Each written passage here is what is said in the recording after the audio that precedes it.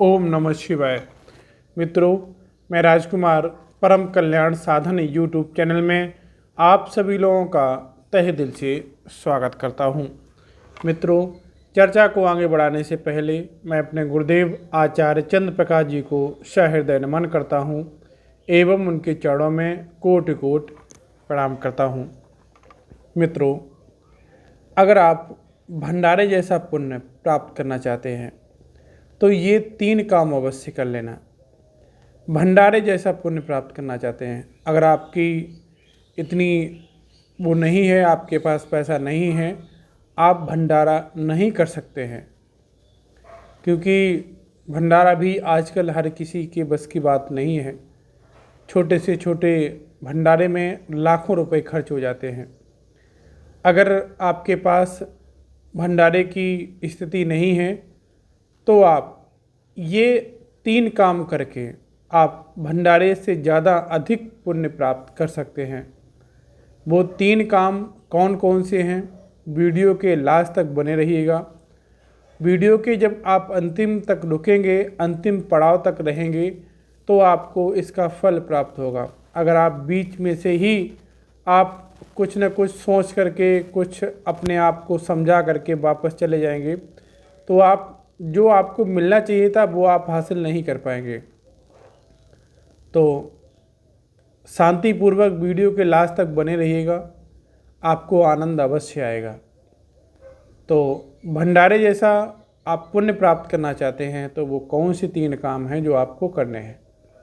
Number 1, रोज़ 50 ग्राम आटा लेना है।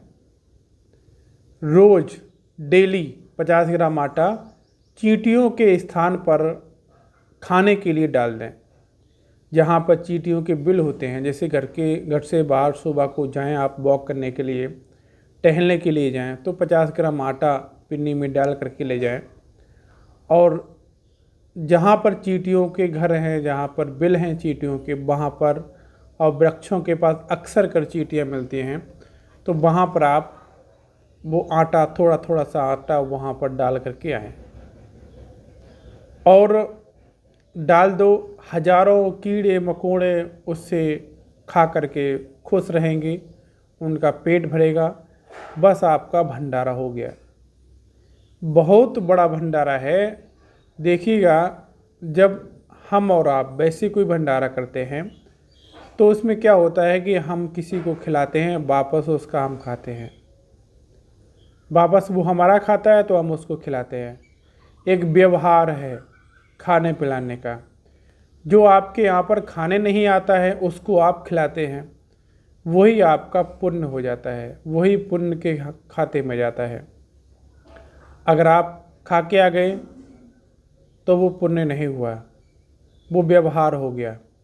आप एक अदले बदले में एक दूसरे के यहाँ खाते हैं, वो व्यवहार है। दूसरा उपाय क्या है? अनाज के कुछ दाने, कोई सा भी अनाज हो, चाहे वो गेहूँ हो, चाहे वो मक्का हो, बाजरा हो, चावल हो, कुछ भी हो, चाहे कोई दालें हों, कोई सा भी अनाज रोज़ अपनी छत पर बिखेर दो। जो चिड़ियाँ हैं, कबूतर हैं और बाकी अन्य बहुत सारे पक्षी हैं, उसको खा कर के खुश रहेंगे, आपका भंडारा हो गया। एक तो आटा का भंडारा हो गया, दूसरा आपका अनाज से भंडारा हो गया।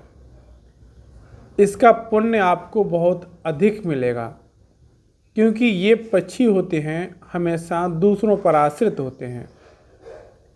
मनुष्य दूसरों पर आश्रित नहीं होता है, वो तो कमा करके खा सकता है, लेकिन ये हमेशा दूसरों पर ही आश्रित होते हैं।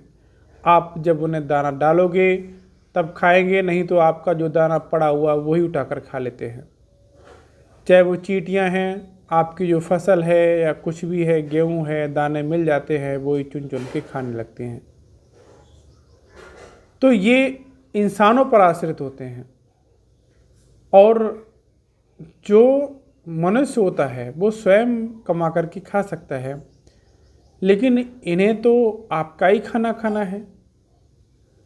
मान लीजिए कोई पक्षी हो गया, आप नहीं खिलाते हैं तो जैसे मक्के का हो गया तो उसमें जो भुट्टा होता है उसमें दाने होते हैं, कच्चे पर ही गोद देते हैं। कौवे हैं और तोता है, बहुत सारे पक्षी हैं, गिलहरी है, ये सब खाते रहते हैं। तो आप अपने हाथ से भी खिलाएं, बहुत बड़ा भंडारा होगा।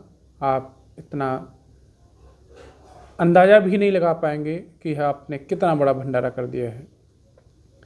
चलिएगा, मैं अपनी वाणी को इन्हीं शब्दों के साथ विराम देता हूँ। मिलता हूँ अगले वीडियो में, तब तक के लिए ओम नमः शिवाय।